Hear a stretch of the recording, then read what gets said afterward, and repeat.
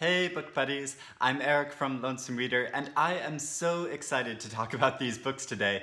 As I said in a previous video, I've been working with a reader analytics company called Jelly Books, where I've been curating a series of classic books for reading groups. And just a few days ago, we launched our new group of books, and this time it is classic utopian novels. And I haven't been sponsored or asked to make this video. I'm generally just so excited to talk about these books. But if you're interested in joining in, I'll put links in the description below where you can find out more about the books and the project and join in if you want to. It's all free, and you can choose up to 2 free ebooks from the novels that I'll be talking about. So why utopian novels, and why have I always been into utopian novels?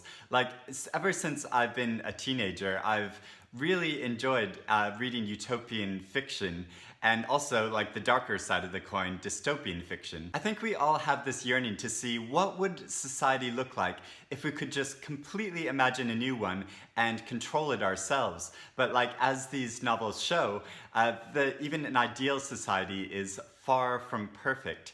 So I think these novels can be read in a lot of different ways. You can see them as sort of historical accounts of how the authors were satirizing things from their time period. One of these novels explicitly references some corruption in the church that he sort of perceived was going on at the time.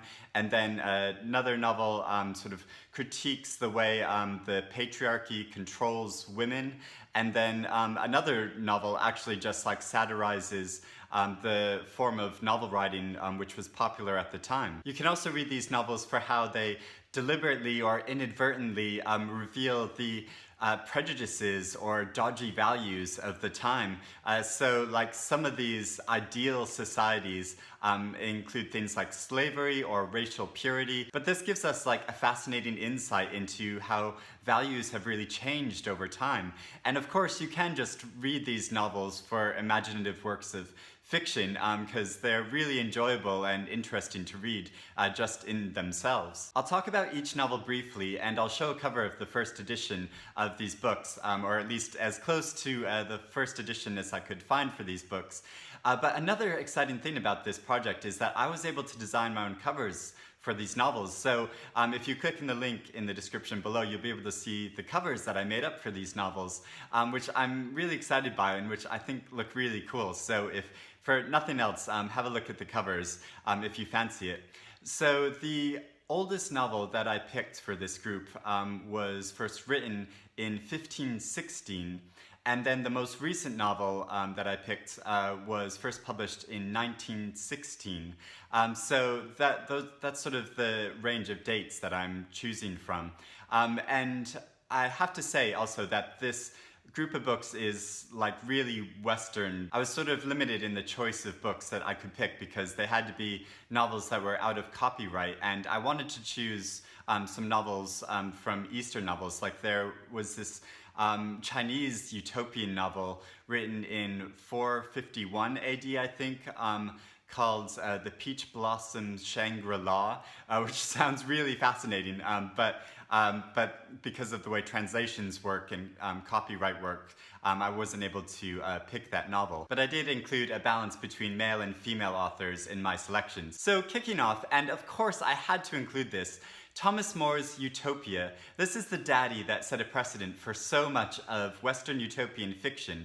This imagines an island nation in the New World that is committed to agriculture, common ownership, and free hospitals, and also to having 2 slaves per household. Thomas More was an English lawyer and social philosopher on Henry VIII's council, which eventually proved fatal for him when he was executed by the monarchy for opposing the king's separation from the Catholic Church. Next is a novel that I've talked a lot about recently, which is The Blazing World by Margaret Cavendish, which was first published in 1666.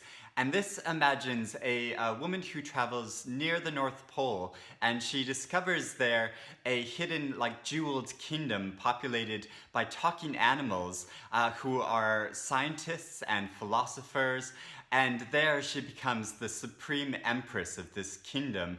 It's so wild and fascinating. It's considered by some to be a proto-science fiction novel because there's so much interesting dialogue in it about technological developments of the time. So Margaret Cavendish was an English aristocrat who was nicknamed by some of the public as Mad Madge because she was so eccentric. Gulliver's Travels by Jonathan Swift, first published in 1726. So this is probably the most famous novel on the group of books that I'll be talking about because there's been so many film and TV and radio adaptations of it.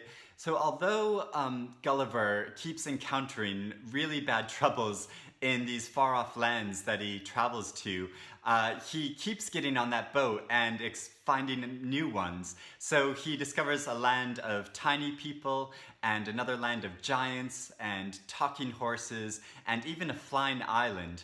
So Jonathan Swift was an Irish poet and cleric with a lot of political views who was famous for satirizing aspects of society at that time and also aspects of universal human nature. Erewhon by Samuel Butler. This was first published anonymously in 1872. So Butler got the title for this novel from the original Greek meaning of the word Utopia, which means nowhere, so he made an anagram of it.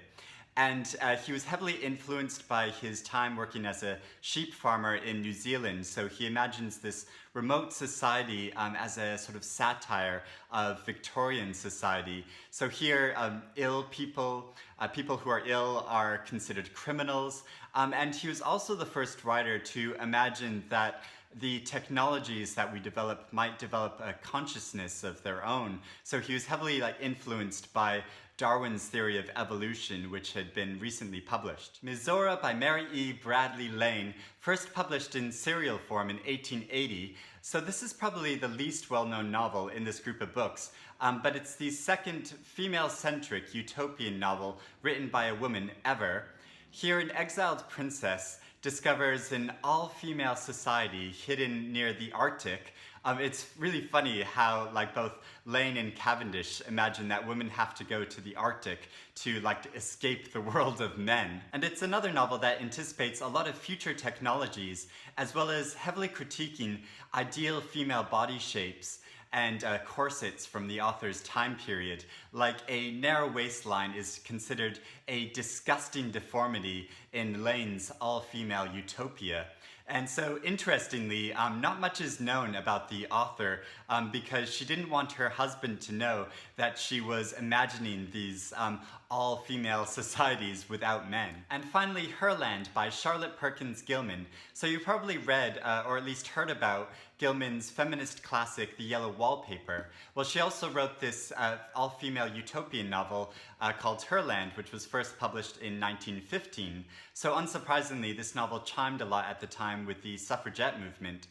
So Gilman imagines an all-female utopia where women are able to govern for themselves and procreate without men, and war is completely eliminated in a way which is probably quite optimistic, that just because women can completely control society, that war will be completely eliminated.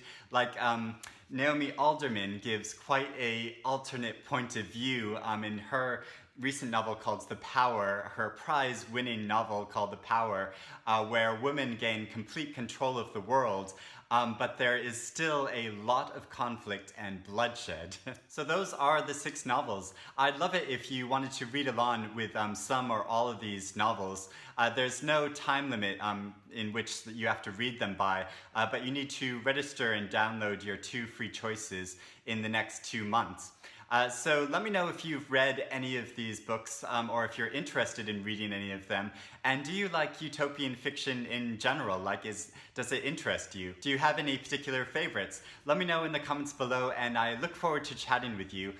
Thanks for watching, and happy reading, everyone.